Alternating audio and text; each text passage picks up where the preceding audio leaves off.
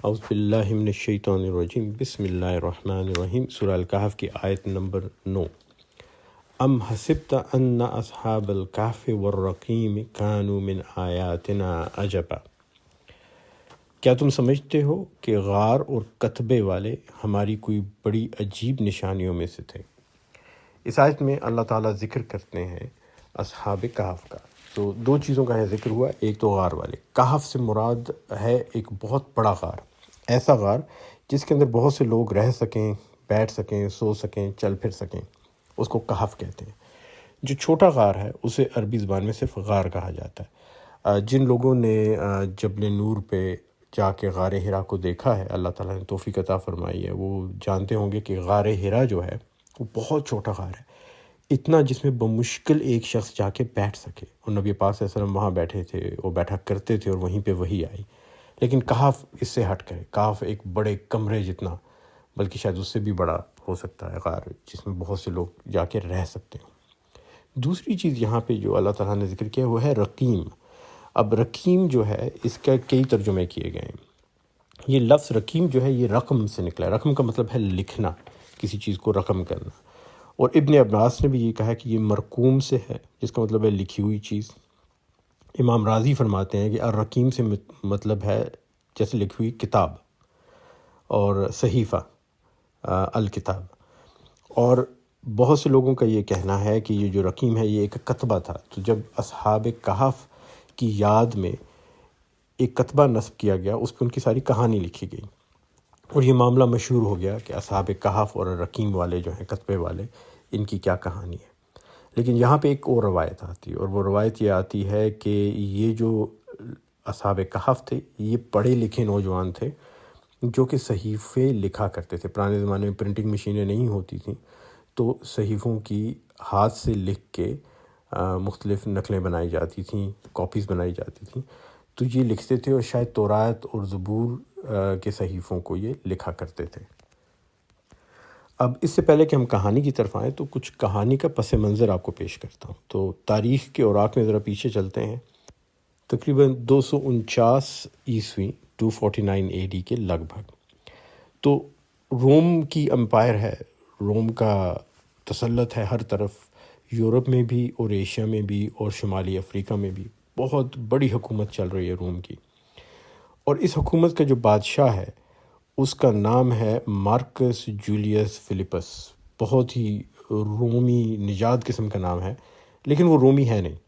لوگ سارے اس کو کہتے ہیں عرب فلپ دا عرب، کیونکہ وہ اصل میں عرب ہے، اور وہ شام کے ملک میں دماسکس کے شہر کے پاس پیدا ہوا۔ اب یہ عربی النسل ہے لیکن بن گیا ہے روم کا بادشاہ، اور اس کا رجحان جو ہے وہ ایک نئے مذہب کی طرف ہے، وہ ہے عیسائیت۔ اس کے دل میں کافی ہمدردی ہے عیسائیوں کے لیے، اور کچھ لوگ تو یہ کہتے ہیں کہ خفیہ طور پہ یہ عیسائی ہو بھی گیا ہے۔ اس کی حکومت کے دوران روم کے 1000 سال پورے ہو گئے، تو مملکت روم کو بنے ہوئے 1000 سال ہو گئے۔ تو اس نے بہت بڑا تہوار منایا، بہت بڑے دعوتیں کیں اور خوشیاں منائیں، اور جگہ جگہ پہ لوگوں کے اجتماع ہوئے، لیکن لوگ کچھ خوش نہیں اس سے۔ پہلی بات تو یہ کہ ان کی نسل کا نہیں ہے، دوسری بات یہ کہ نئے مذہب کی طرف اس کا دھیان ہے۔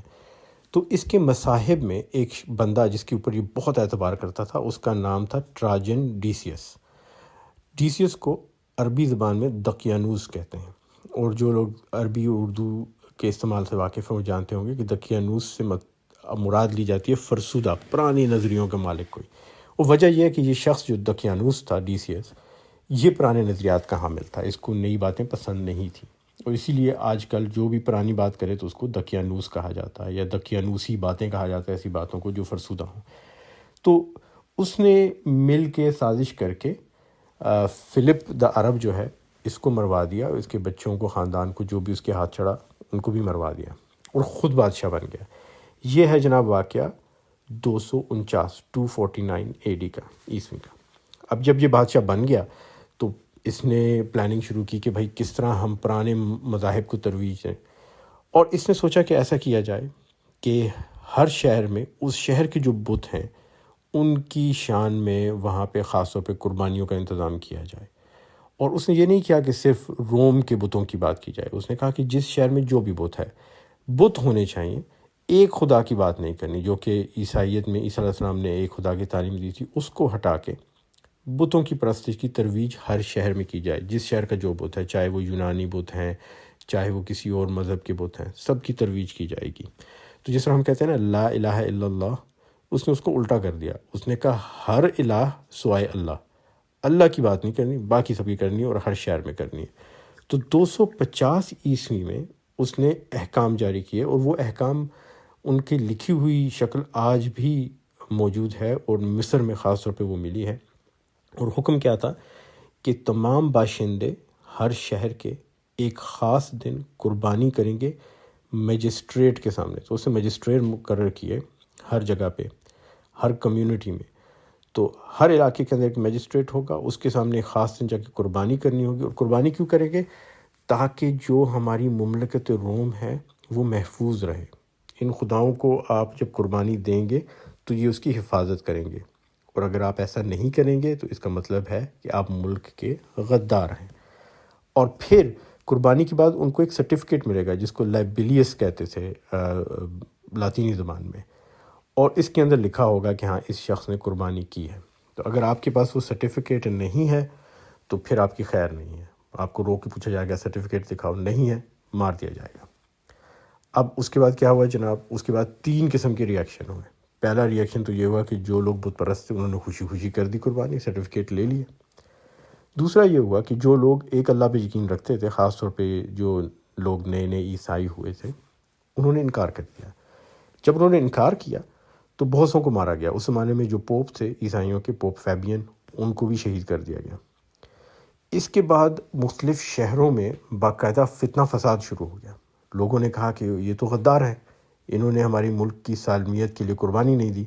تو کارتھریج اور اسکندریہ جو ہے نارتھ افریقہ میں، دونوں جگہ خوب ڈٹ کے عیسائیوں کو مارا گیا، قتل عام کیا گیا۔ اب تیسرا ریاکشن کیا ہوا؟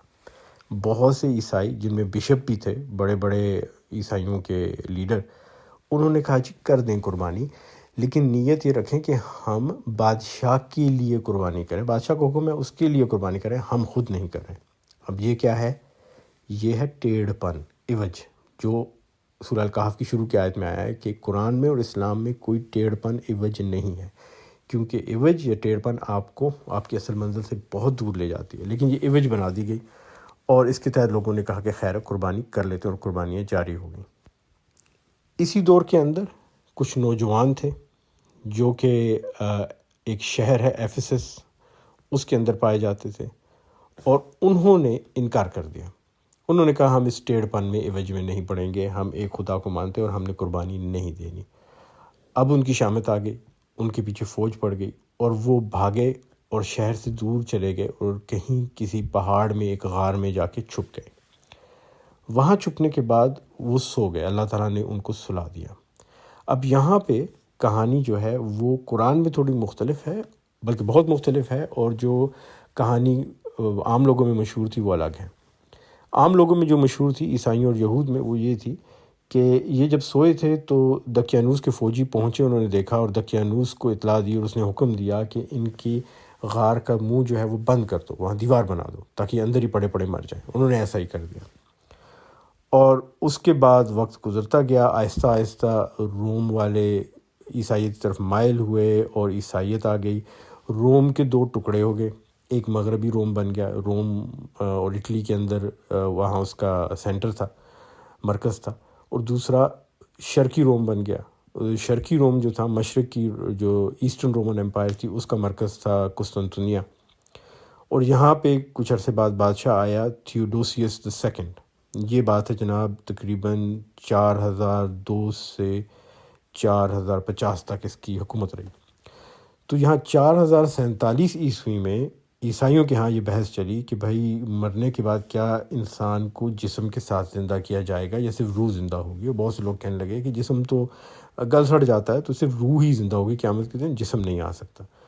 اس بحث کے دوران یہ کہا جاتا ہے عیسائیوں کے ہاں کہ کسی شخص نے جا کے اس غار کے دہانے سے پتھر ہٹانے شروع کیے اور سوچا کہ اس غار کو قابل استعمال بنایا جائے، اس میں کچھ جانور باندھ دیے جائیں، اور اس کو اندر یہ نوجوان سوئے ہوئے ملے اور یہ جاگ گئے، اور لوگ حیران ہو گئے کہ یہ اتنے 100 سالوں کے بعد کیسے جاگ گئے۔ اور قرآن اس کے برعکس کہتا ہے، وہ کہتا ہے کہ غار کا دہانہ بند نہیں ہوا تھا اور یہ ادھر ہی سوئے تھے، کسی کو ان کا پتہ نہیں چلا، اور پھر یہ جاگے اس وقت۔ اور جس وقت یہ بحث چل رہی تھی عیسائیوں میں کہ مرنے کے بعد جسم زندہ ہوگا کہ صرف روح، اور ان کے جاگنے سے پھر لوگوں کو اس بات کا یقین آیا کہ اللہ تعالیٰ آپ کو جسم کے ساتھ دوبارہ زندہ کر سکتا ہے۔ اپنے جاگنے کے کچھ عرصے کے بعد یہ نوجوان اپنی طبیعی موت وفات پا گئے۔ جب یہ وفات پا گئے تو ان کے لیے انہوں نے بہت بڑی سی ایک مسجد بنا دی ان کے وفات کی جگہ جہاں ان کو تدفین کیا گیا، اور پھر وہاں پہ ایک کتبہ لگا دیا جہاں سے یہ رقیم کا لفظ نکلتا ہے۔ اب یہ کہانی بہت مشہور ہو گئی۔ ان کے اس واقعے کے تقریباً 26 سال بعد ایک سریانی کاتب ہیں جیمز سروجی، انہوں نے یہ کہانی لکھی، اور یہ بہت مقبول ہوتے ہوتے یورپ ایشیا ہر طرف پھیل گئی اور ہر کوئی اسے اپنانے لگا۔ اب یہ ہونے لگا کہ جو ایفیسس کے لوگ تھے وہ کہنے لگے ہمارے شہر کے یہ لڑکے تھے، لیکن عمان اور اردن کے ارد گرد کے علاقوں میں لوگوں نے کہہ دیا نہیں یہ ہمارے علاقے کے تھے، اور بحر مردار کے ارد گرد جو یہودی رہتے تھے انہوں نے دعویٰ کیا کہ یہ ہمارے تھے۔ یہودیوں میں خاص طور پر یہ بہت ایک نظریہ قائم ہو گیا کہ یہ اصل میں یہودی تھے، اور انہوں نے ایک خدا کی عبادت کرنے پہ قائم رہنا چاہا، اور انہوں نے انکار کر دیا دقیانوس کی احکامات کا، اور ان کو سزا دی گئی۔ تو وہ کہتے ہیں کہ عیسائیوں نے ہماری کہانی ہم سے چرا لی، اور یہودیوں کا یہ بھی کہنا ہے کہ یہ بحر مردار کے کنارے پہ ان کا ایک خاص فرقہ تھا یہودیوں کا، جس کو ایسینی برادرہڈ یا ایسینیوں کا بھائی چارہ کہا جاتا تھا۔ تو ان کو ایسینی کیوں کہتے تھے؟ عبرانی زبان میں اوسیہا تورا کا مطلب ہے تورات بنانے والے یا تورات لکھنے والے، اور یہاں سے لفظ ایسینی نکل آیا۔ تو یہ جو لوگ تھے، یہ جو فرقہ تھا، یہ تورات لکھا کرتا تھا۔ پھر وہ مرقوم والی بات بھی یہاں آ جاتی ہے کہ رقم کرتے تھے، لکھا کرتے تھے چیزیں، اور یہ لوگ جو تھے ان کے ہاں یہ تاثر تھا کہ یہ اپنے آپ کو خود غریب رکھتے تھے، اپنے اوپر خرچہ کم کرتے، پیسے کم خرچ کرتے، اور یہ ان کے ہاں جو راہب تھے وہ شادی بھی نہیں کرتے تھے اور دنیا سے کٹ کے غاروں میں رہا کرتے تھے۔ تو ان کا یہ کہنا تھا یہودیوں کا کہ یہ اصل میں اسینی فرقے کے بھائی لوگ تھے، اور ان کے بارے میں تاریخ میں بڑا لکھا گیا ہے کہ یہ فرقہ جو ہے یہ بڑا مقبول تھا اس وقت۔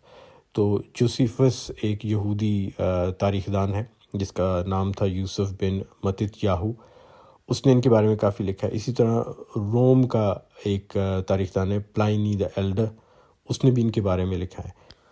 اور حال ہی میں پچھلی صدی کے دوران ان کے لکھے ہوئے بہت سارے لٹریچر ملے ہیں بحر مردار کے کنارے، اور ان کا نام رکھا گیا ہے قمران کمیونٹی، اور وہاں جو غار ہیں بحر مردار کے کنارے ان میں سے جگہ جگہ سے ان کی لکھی ہوئی چیزیں ملی ہیں جن کو ڈیڈ سی اسکرولز کہتے ہیں، کہ بحر مردار کے کنارے سے ملنے والی لکھی ہوئی تحریریں، اور ان کے اندر تورات زبور بھی لکھی ہوئی ہے، اور ان کے اندر ان کے نظریات بھی لکھے ہوئے ہیں، فلسفہ بھی لکھا ہوا ہے، اور اس کے علاوہ ان کے دن کی ڈائریاں بھی لکھی ہوئی ہیں کہ کیا کھایا، کیا پیا، کہاں سے کیا خریدا، کیا رکھا۔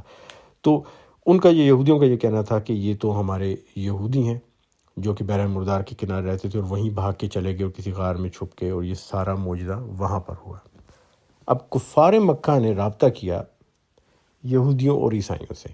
عیسائی جو کہ عرب میں پائے جاتے تھے وہ نجد کے علاقے میں زیادہ تھے، اور وہ سیریک چرچ جو ہے چرچ آف اینٹیوخ انطاکیہ کے چرچ کے تحت آتے تھے، اور وہاں پہ ایک فرقہ تھا یعقوبی فرقہ جیکوبائٹس۔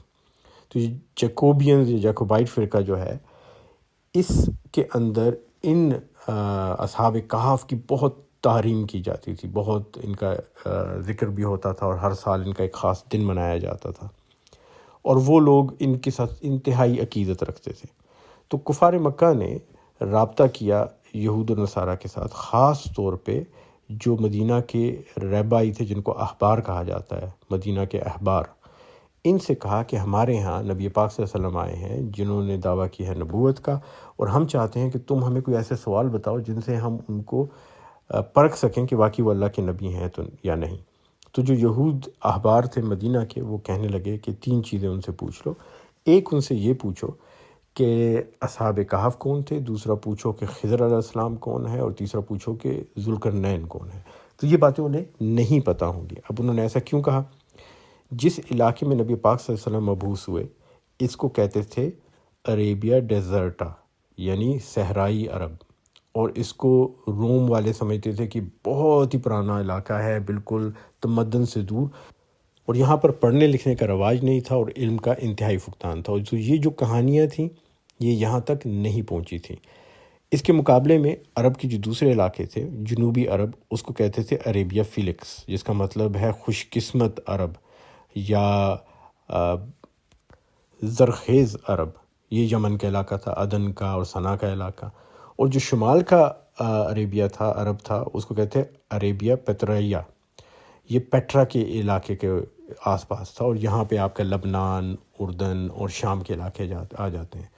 تو کفار مکہ کے علاقے میں علم بھی نہیں تھا، معلومات بھی کم تھیں، تو یہ ممکن نہیں تھا کہ نبی پاک صلی اللہ علیہ وسلم کو یہ چیزیں سب اپنے طور پہ پتہ ہوں، اور اگر معلوم ہوں اور بالکل صحیح طرح معلوم ہو تو پھر وہ یقیناً اللہ کی طرف سے وحی کے ذریعے ہی آ سکتی ہیں۔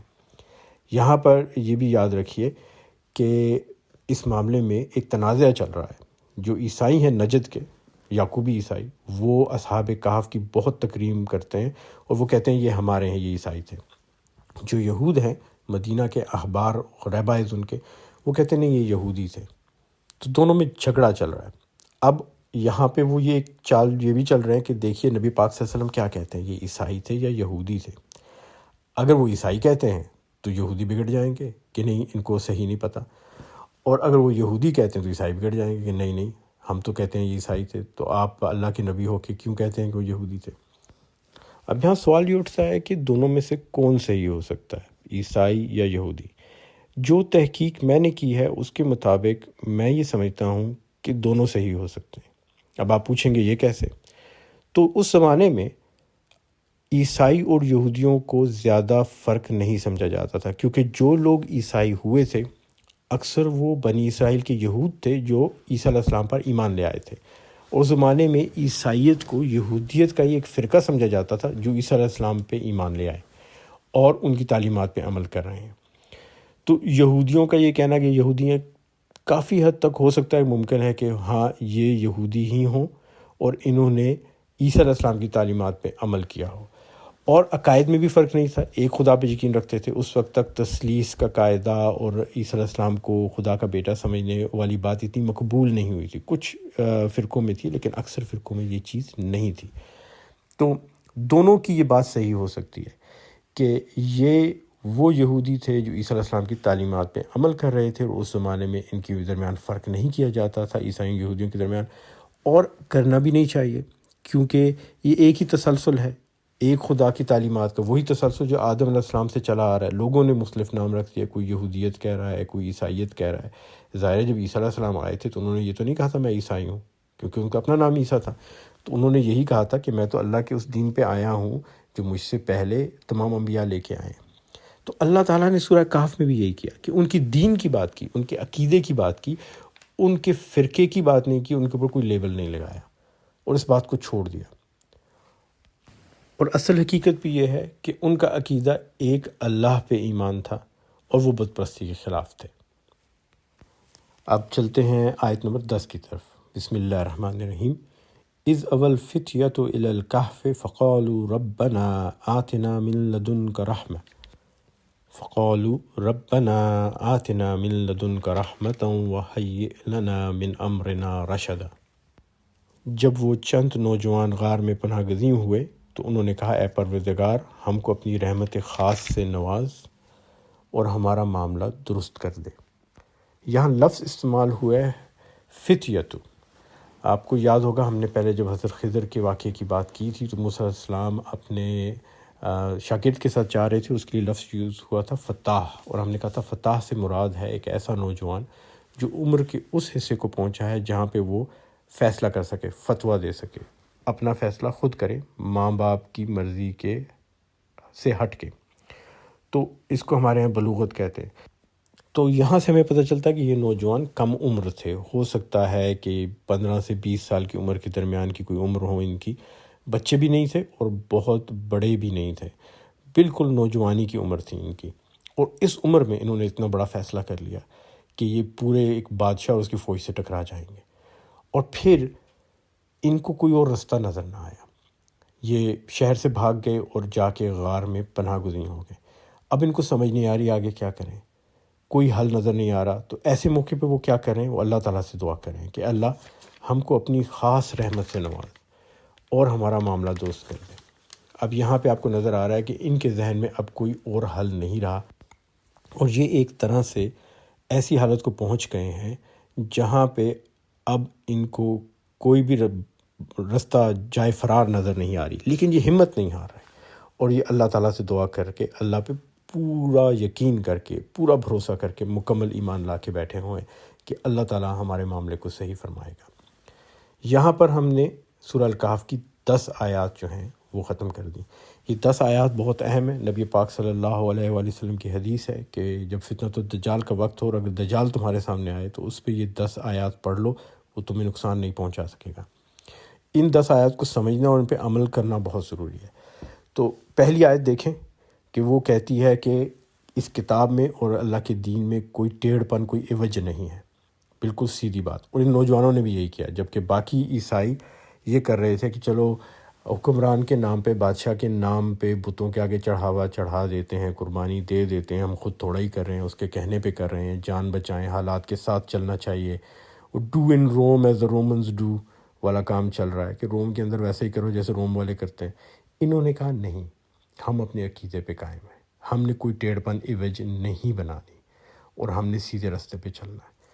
دوسرا یہ کہ انہوں نے کوئی لڑائی بھڑائی نہیں کی، انہوں نے اپنے آپ کو الگ کر لیا کفار سے اور جا کے چھپ گئے غار میں، اور جب ان کو کوئی رستہ نظر نہیں آیا تو یہ مایوس نہیں ہوئے، انہوں نے اللہ تعالیٰ پہ یقین رکھا اور اللہ تعالیٰ پہ مکمل یقین کرتے ہوئے اللہ سے دعا کی اور مدد مانگی۔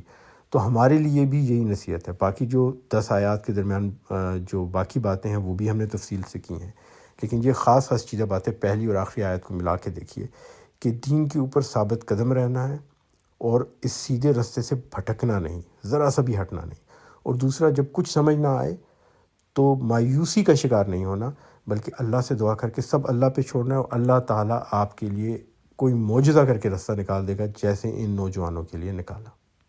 انشاءاللہ تعالیٰ کل ہم مزید آیات جو ہیں ان کی تلاوت کریں گے اور ان کے اوپر غور و خوض کریں گے، اور کل ہم یہ دیکھیں گے کہ یہ جو واقعہ ہوا ہے جس میں یہ اتنے عرصے تک سوئے رہے، تو اس واقعے کی کیا سائنسی حقیقت ہے اور یہ سائنس کی پرکھ پہ کیسے پورا اترتا ہے، اور پھر ہم اس کا ایک فورینزک انالیسس بھی کریں گے، تاریخ کی رو میں دیکھیں گے کہ قرآن مجید میں جو بات کہی گئی ہے وہ کس طرح مختلف ہے عیسائیت اور یہودیت کے تصور سے جو اصحاب کہف کے بارے میں ہے، اور کس لحاظ سے ان سے منفرد ہے، اور ہم یہ بھی دیکھیں گے کہ عیسائیت اور یہودیت کے تصور میں جو اصحاب کہف کا واقعہ آتا ہے اس میں کیا کیا سکم ہے، کیا کیا کمزوریاں ہیں، اور اللہ تعالیٰ نے کس طرح مکمل طریقے سے 100% درست واقعہ جو ہے بیان کیا ہے، جو کہ آج بھی تاریخی، سائنسی، ہر اعتبار سے ہر پرکھ پہ پورا اترتا ہے۔